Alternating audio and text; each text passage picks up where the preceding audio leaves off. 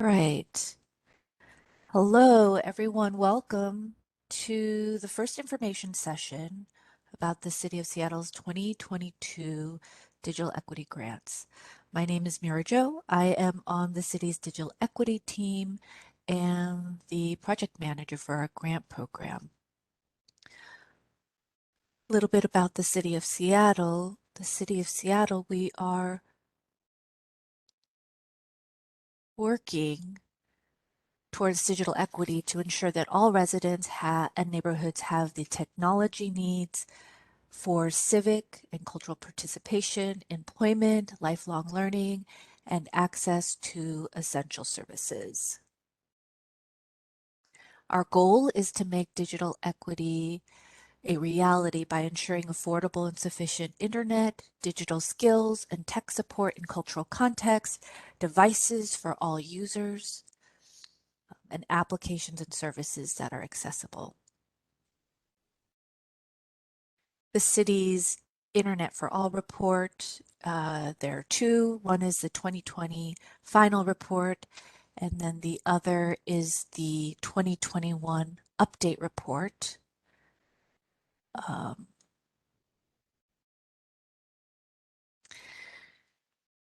We've presented a framework for moving closer to our goal of universal internet adoption and documented the inequitable impact of the pandemic, which disproportionately impacts low-income residents, residents living with a disability, residents whose primary language is not English, older adults, 65 years and over, and BIPOC adults with high school diploma equivalency or less. And there are links to these reports on our website and in the application guidelines. We're really looking for proposals that address these inequities. So please feel free to take a look at those reports to get a little bit more background. This year, we are offering two grant opportunities. The first is the Technology Matching Fund. There's 25,000 available for each organization, and the projects must be completed within 1 year or less, and the applicants must match at least 25% of their funding request. We're using the scoring criteria of program goals, budget, project clarity, community benefit, and evaluation. And then for the Digital Navigator Cohort grant, we have grants up to $50,000, and the projects must be completed within 18 months or less.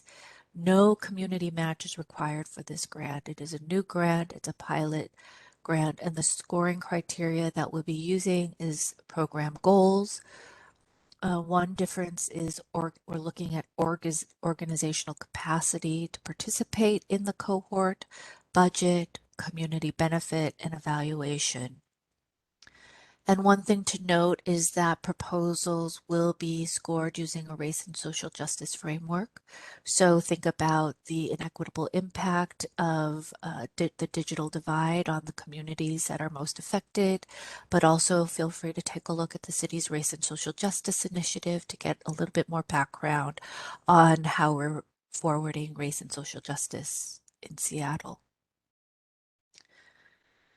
The Technology Matching Fund, the goals of this fund are to empower residents through digital literacy skills training and support, ensuring affordable, available, and sufficient devices and the support needed to use them effectively, providing internet to low-income residents by expanding Wi-Fi or another means, and or assisting with low-cost internet option awareness and enrollment support. Grant receipt proposals may include digital literacy skills classes, workshops, device distribution, or access to internet. And projects can offer one area of service. It does not have to be a combination of skills training, devices, and connectivity, although your proposal could encompass all of those areas. The Digital Navigator Cohort Grant aims to increase internet access and adoption by funding organizations to provide one-on-one or small group just-in-time assistance via phone service, email, text, video chat, and other communication methods. Digital navigators will provide on-demand services in the following areas: accessing and using devices and the internet, assisting with basic digital navigation, and troubleshooting technology issues. Grant recipients will participate in a cohort delivery model with fellow grantees to offer coordinated digital navigator services citywide. Participation in this cohort requires attendance at training sessions and cohort meetings, and digital navigator services as defined by this grant do not include digital literacy skills classes, workshops, and tutoring. And funding for connectivity and devices can be included in the proposals if in conjunction with the Digital Navigator assistance. The deadline for applications is May 13th. We encourage applicants to apply for either the Technology Matching Fund or the Digital Navigator Cohort Grant. Please reach out to us if you have any questions about whether your project falls into one or the other. And we'll be happy to provide feedback on that or how to strengthen your application. The preliminary review is an ongoing process. You can submit an application for preliminary review at any time before the May 13th deadline. And it's just an opportunity for us to take a look at your application and provide comments on how to make it stronger or guidance on whether or not the grant is the right category.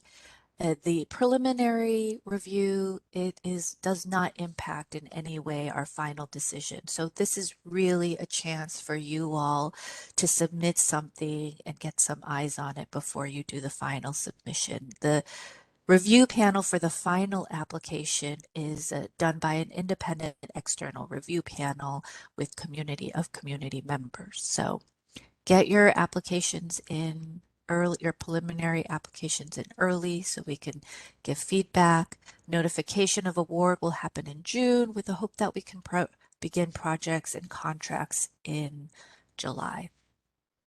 Please visit us during our virtual office hour, which is every Wednesday starting next week until May 11th.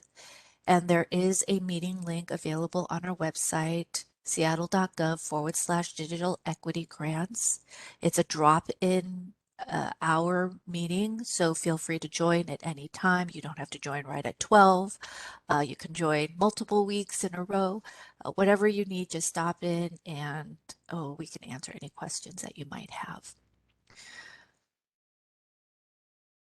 Visit our digital equity grants page, which is again seattle.gov/digital equity grants for application guidelines. The guidelines include applicant eligibility. Organizations are eligible if they serve Seattle residents. It also includes project ideas, information about what the community match is, and allowable expenses. Expenses may include things like staffing and equipment. There's also the PDF versions of the Technology Matching Fund application and the Digital Navigator Cohort Grant application. So please, I encourage you to download these PDFs and take a look at the application before you start the online form. The PDF of the final report that's required at the end of all grant projects is also on this page, so on the right. So if you have questions about what's going to be expected of you, if you're awarded a grant, please take a look at the final report. Coming soon to this page will be this information session video recording, video instructions on creating a Flux account, which is what the grant application is on, the platform that it's on, and FAQs about the grant. For those of you who have applied for grants in the past with the city, you may have used web grants. Oh, for this grant cycle, we've moved to a new platform. It's called Flux. And so you can go to seattle.flux, F-L-U-X-X.io.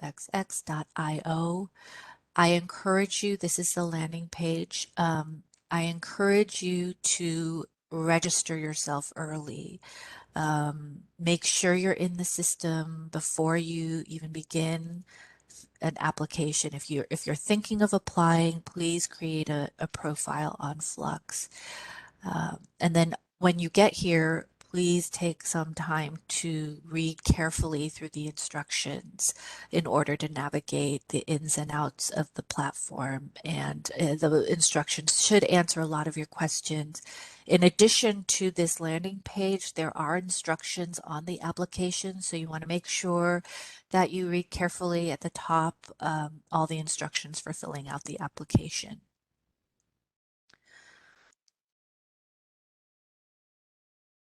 You can add notes to your application if you're submitting it for preliminary review, and then we can take a look at those notes in the application and try to respond with any answers or guidance around your questions. One tip is to refresh your browser when you're using the platform so that any new applications or changes appear in your profile. An additional resource for your clients is the Affordable Connectivity Program that provides $30 a month for internet costs for eligible residents. And then another resource for you as organizations is free internet access. If you currently do not have internet access for your organization and are interested in free internet access, please reach out to Brenda Tate. You can email cable_support@seattle.gov or call 206-684-8498 or visit the website, which is seattle.gov/cable. And Brenda, do you want to just quickly introduce yourself? Oh,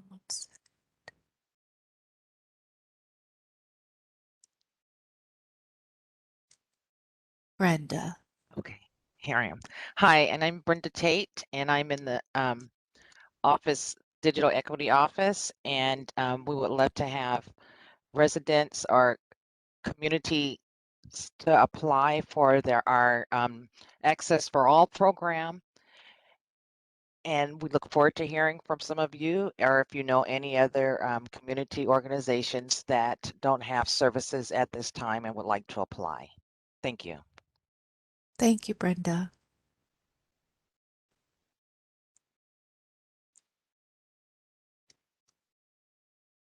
If you need any additional application assistance, please contact us early. You don't have to have a fully formed idea.